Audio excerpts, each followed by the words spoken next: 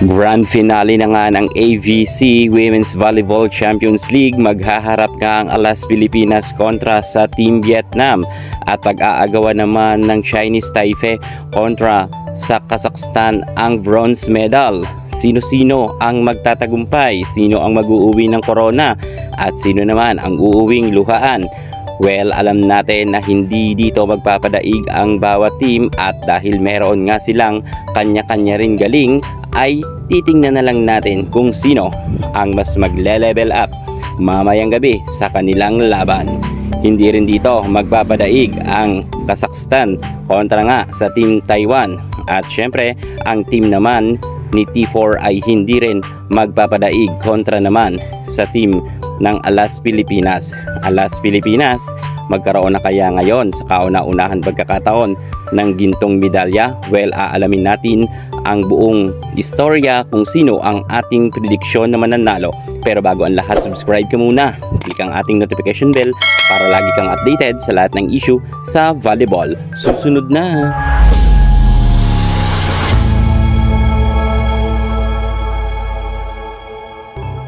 Lahat ng team ngayon ay nag-level up na ang galing, kung kaya hindi rin natin masasabi na kahit malakas ang isang team, sila ang magtatagumpay. Kagaya nga ng Team Kazakhstan na kahit malakas ito, tinalo nga sila ng Alas Pilipinas. Isa sa mga nag-level up talaga ngayon ay ang Team Alas Pilipinas, pero hindi rin natin maikakaila ng ibang team ngayon kagaya nga ng Team Taiwan ay nag-level up na rin ang kanilang kagalingan.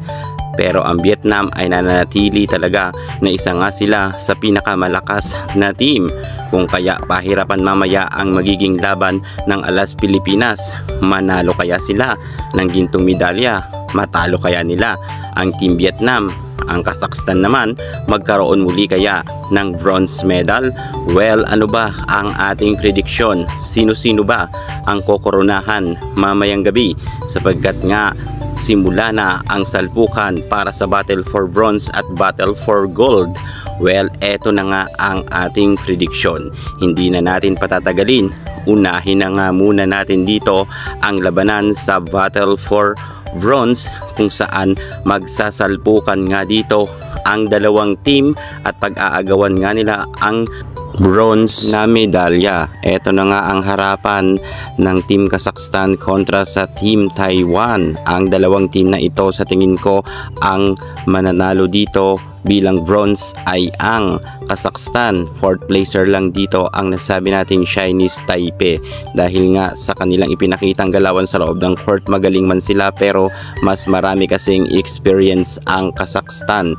Hindi biro rin ang nasabi nating team na Kazakhstan, dahil isa talaga sila sa mga matatangkad na mayroong mga players at higit sa lahat magagaling sila at malalakas rin pumalo, mabibilis kumilos at marami nang experience, kung kaya hindi ito kaya pa ng Team Taiwan. At pagdating naman sa Battle for Gold, ang labanan naman ng Team Philippines, Alas Pilipinas kontra naman sa Team Vietnam. Alas Pilipinas makakakuha dito ng silver medal, 50-50 na makakuha nga sila ng gintong medalya. Malakas man ngayon ang Alas Pilipinas, pero nakikita naman natin na ang galawan nila sa loob ng court minsan ay nagiging off-ren, kung kaya sa tingin ko kung maging consistent sila ay baka may chance sila na makakuha nga ng gintong medalya, pero hindi pa talaga kakayanin ng Alas Pilipinas. Well, syempre dahil nga Pinoy tayo, mas gusto natin na manalo nga ang Alas Pilipinas sa kauna-unahan pagkakataon ng gold medal. Pero sa tingin ko talaga pahirapan talaga silang manalo ng gintong medalya at dadaan sila sa butas ng karayom para masungkit nga nila ang gold medal, dahil ang Team Vietnam, tulad ng sabi ko, ay sobrang lakas nga nito. Makailan beses na nga natin nakalaban ang Team Vietnam at madalas nga ay talunan ang Alas Pilipinas.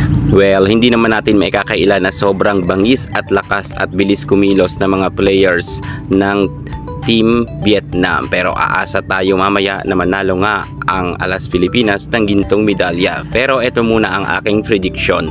Gintong medalya nga ang magcha-champion dito ay ang Team Vietnam, silver naman ang sabi nating Alas Pilipinas at bronze medal ang Kazakhstan.